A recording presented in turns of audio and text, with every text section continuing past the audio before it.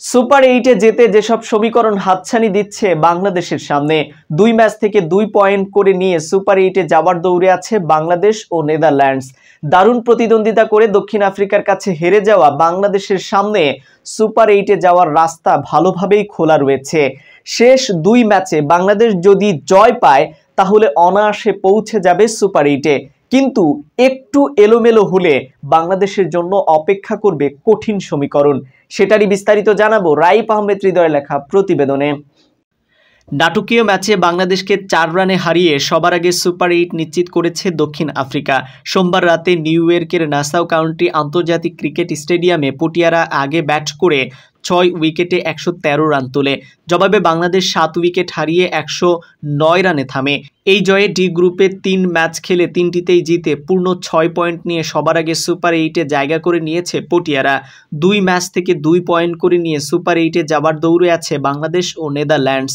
দারুণ প্রতিদ্বন্দ্বিতা করে দক্ষিণ আফ্রিকার কাছে হেরে যাওয়া বাংলাদেশের সামনে সুপার 8-এ যাবার রাস্তা ভালোভাবেই খোলা আছে। শেষ 2 ম্যাচে বাংলাদেশ যদি জয় পায় তাহলে অনায়াসে পৌঁছে যাবে সুপার 8-এ। পরের 2 ম্যাচে যদি একটিতে জিতে তাহলে বাংলাদেশ তাকিয়ে থাকতে হবে নেদারল্যান্ডসের দিকে। প্রার্থনা করতে হবে নেদারল্যান্ডস যেন বাকি 2 ম্যাচে একটিরও বেশি জয় না পায়। সেক্ষেত্রে নেট রান রেটের হিসাবও আসবে। 2 ম্যাচ খেলে 2টিতেই হার মানা শ্রীলঙ্কার সামনে অবশ্য একটুখানি সুযোগ আছে সুপার 8-এ যাওয়ার। বাংলাদেশ ও নেদারল্যান্ডস যদি আর একটি করে জয় পায় এবং শ্রীলঙ্কা যদি শেষ 2 ম্যাচে বড় ব্যবধানে জয় পায় তাহলে সাবেক চ্যাম্পিয়নরা জায়গা করে নিবে শেষ 8-এ।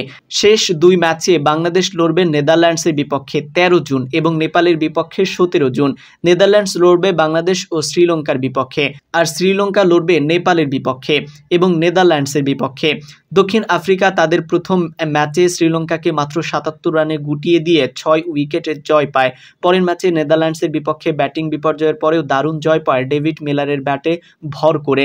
নেদারল্যান্ডসের করা 103 রান তাড়া করতে নেমে 18.5 ওভারে 6 উইকেটে 106 রান করে তারা। আর সোমবার রাতে শেষ ম্যাচে বাংলাদেশের বিপক্ষে রুদ্ধশ্বাস ম্যাচে 4 রানে জিতে সুপার 8 নিশ্চিত করে। বাংলাদেশও তাদের প্রথম ম্যাচে হাড্ডাহাড্ডি লড়াই শেষে শ্রীলঙ্কাকে 2 উইকেটে হারায়। শ্রীলঙ্কা আগে ব্যাট করে 9 উইকেটে 124 রান তোলে। জবাবে 19 ওভারে 8 উইকেট হারিয়ে জয় নিশ্চিত করে বাংলাদেশ। পরের ম্যাচে সোমবার তারা হেরে যায় পটিয়াদের কাছে।